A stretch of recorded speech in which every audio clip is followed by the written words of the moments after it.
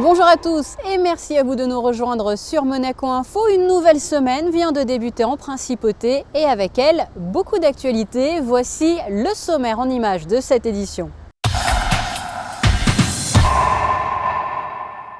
Découverte de l'Association internationale d'action artistique.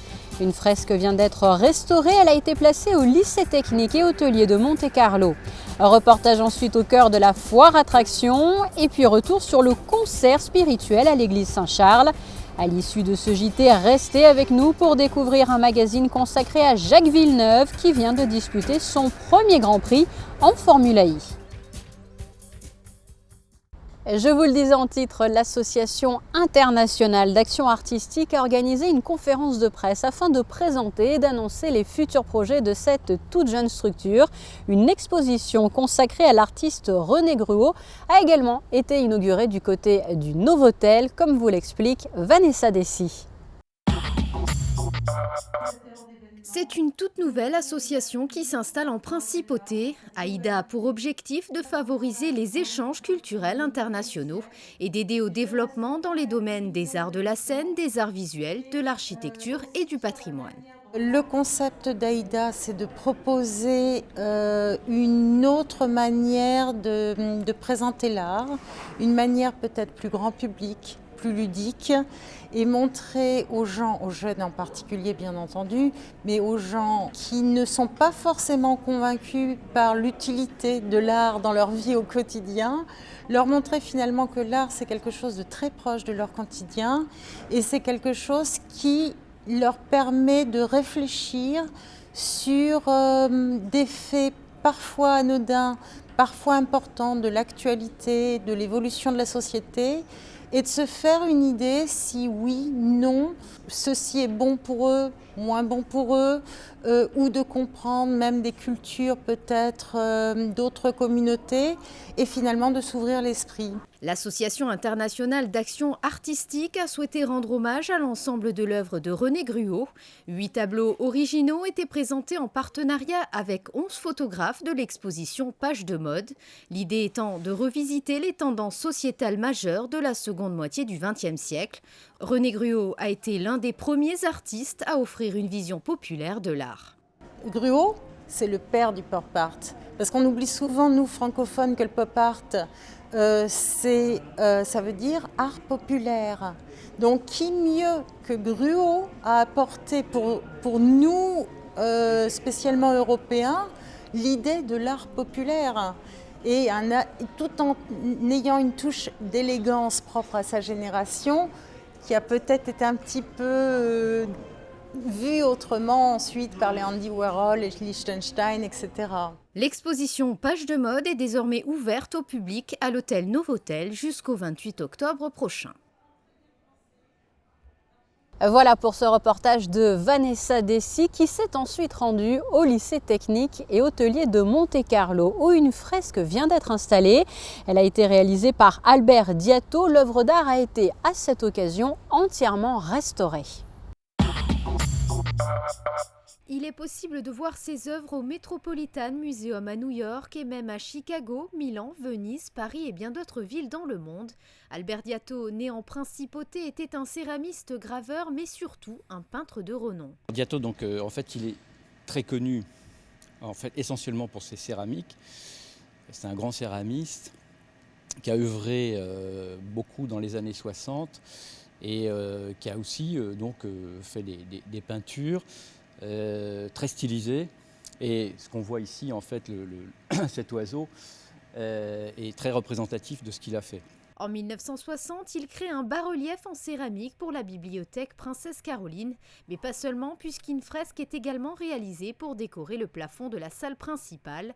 D'antan, la bibliothèque se trouvait à la place d'Armes. Aujourd'hui transformée en poste de police, l'œuvre d'art a été retrouvée à l'occasion de travaux. Cette dernière a donc été déplacée pour une restauration complète. On l'a découverte dans un état évidemment très endommagé. Puisqu'on s'est servi en fait du plafond original pour fixer le faux plafond. Il y a eu aussi des dégâts des eaux, etc. Donc on a fait en fait des interventions d'urgence, conservatoires on va dire, de refixage, etc. Et j'ai fait reboucher la plupart des trous qui étaient donc dans la peinture et autour pour en fait reconsolider l'ensemble. À partir de là, j'ai établi un protocole de dépose, donc avec les contraintes du bâtiment, c'est-à-dire que je ne pouvais pas toucher aux poutres maîtresses. Donc on a fait un découpage selon disons les contraintes donc directionnelles des poutres maîtresses, et on a découpé en fait toute la peinture en 6 morceaux. À la suite de quoi donc ces morceaux ont été mis en caisse et emmenés dans un lieu de stockage. J'ai été missionné donc pour effectuer les travaux de restauration qui, je vous l'avoue, étaient assez compliqués. L'idée en fait étant de séparer les couches et de récupérer en fait uniquement la couche picturale.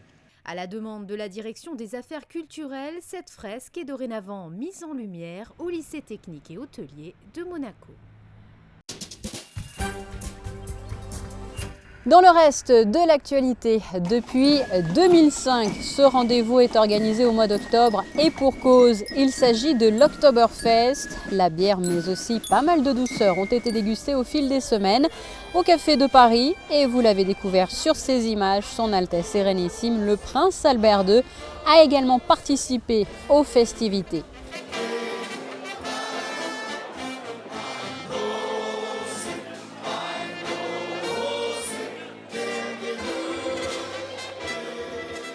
Autre rendez-vous qui réunissait lui les amateurs comme les professionnels de ce type de danse, le Mounegou Country Western Dance. L'événement était organisé au Méridien Beach Plaza, la country, une danse qui, comme la salsa dans un autre registre, est pratiquée par de plus en plus de personnes.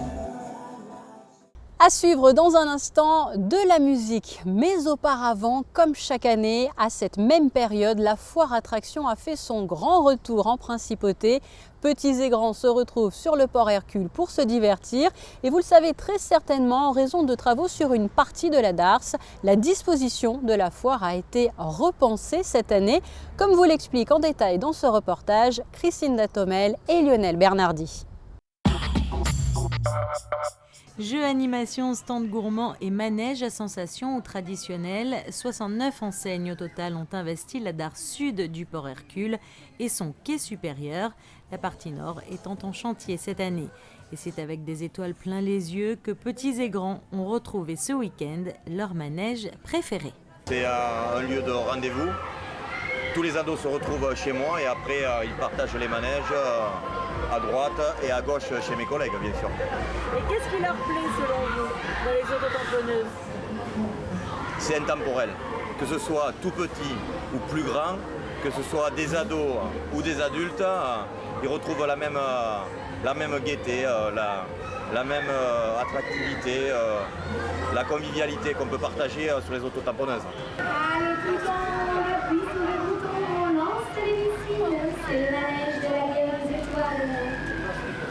Alors chaque année, on a le bonheur de retrouver votre voix.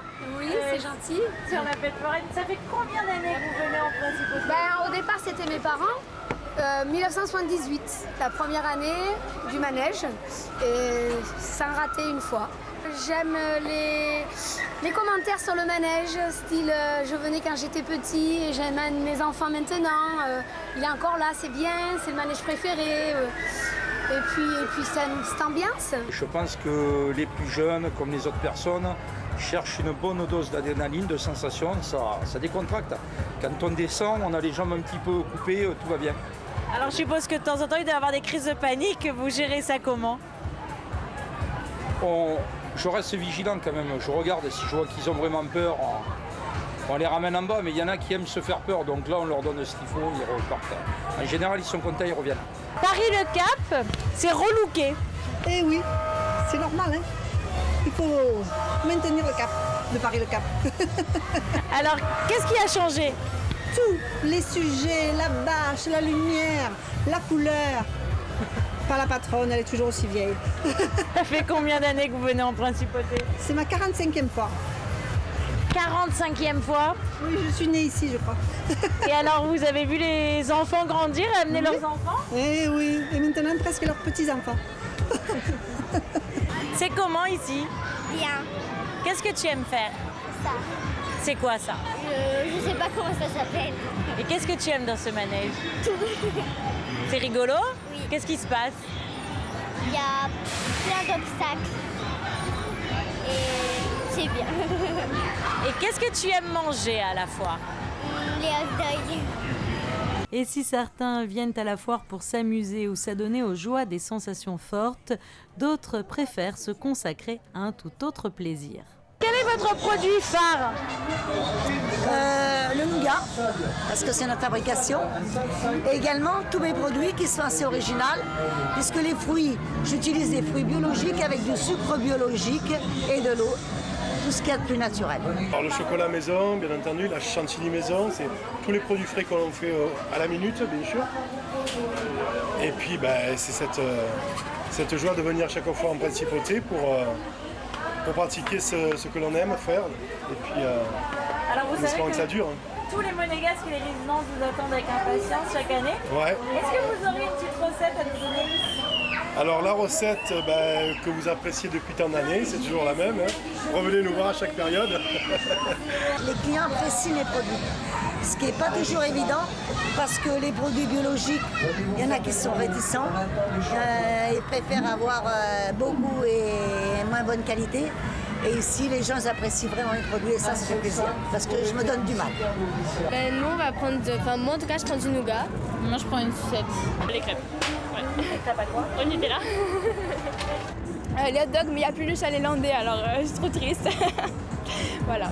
Et oui, si la foire a tenté de répondre une fois encore au mieux aux attentes de chacun, faute de place, certaines enseignes n'ont pu cette année participer à cette édition.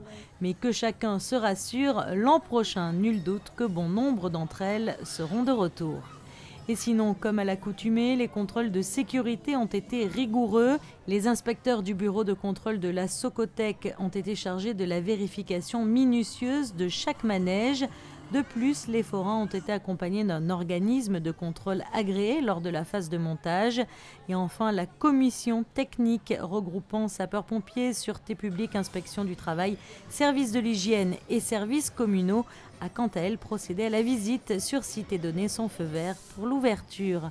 La foire d'attractions refermera ses portes comme chaque année le 19 novembre au soir. Vous faisiez peut-être partie des personnes qui ont suivi le concert spirituel organisé au cœur de l'église Saint-Charles. Cette fois-ci, le quatuor EOS a mis à l'honneur un compositeur, Haydn. C'est un sujet, vous vous en doutez, réalisé par José Sacré.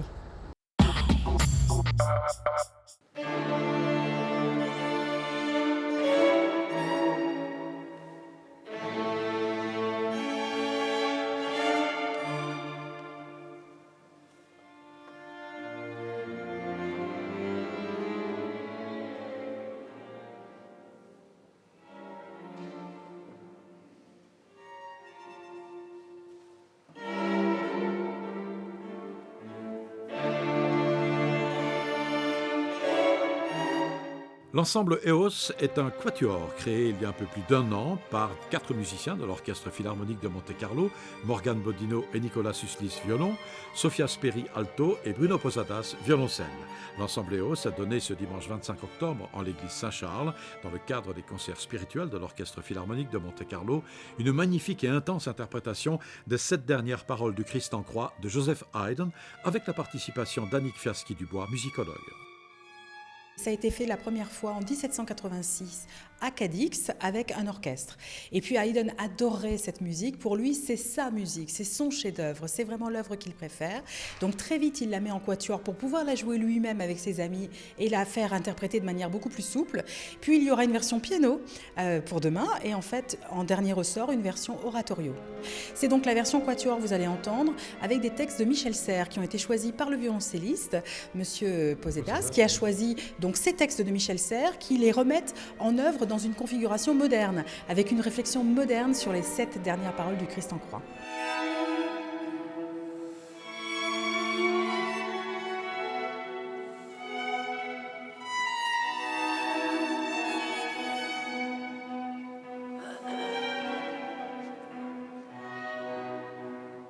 C'est un Everest, moi je dirais que c'est une cathédrale.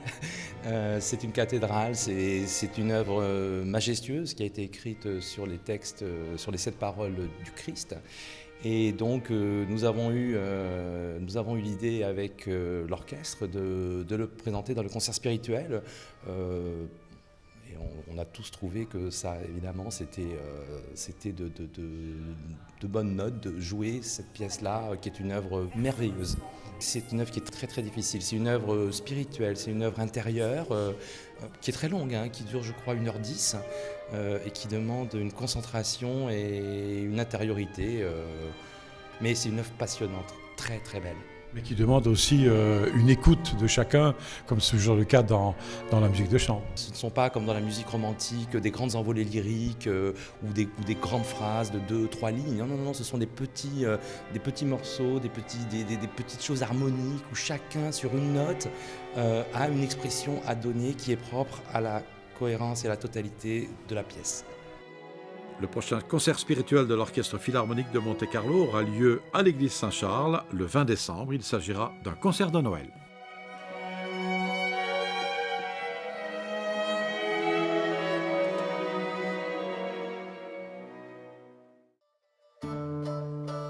Société Générale Private Banking vous présente la météo. Voilà pour l'essentiel de l'actualité. Passons à présent à vos prévisions météo. Mardi, détérioration du temps, des nuages plus nombreux, plus épais et laissant peu de place au soleil. Côté température, comptez de 17 à 19 degrés. Mercredi, confirmation de la dégradation du temps, beaucoup de nuages, de la pluie par intermittence. Jeudi, des nuages d'averses le matin, vous pourrez compter sur une amélioration en cours de journée. Et puis vendredi, un temps assez sec et ensoleillé, température comprise entre 14 et 19 degrés.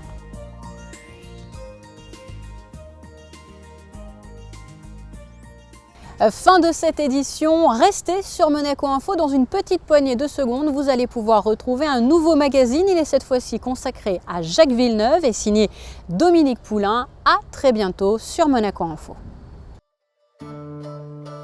La météo vous a été présentée par Société Générale Private Banking.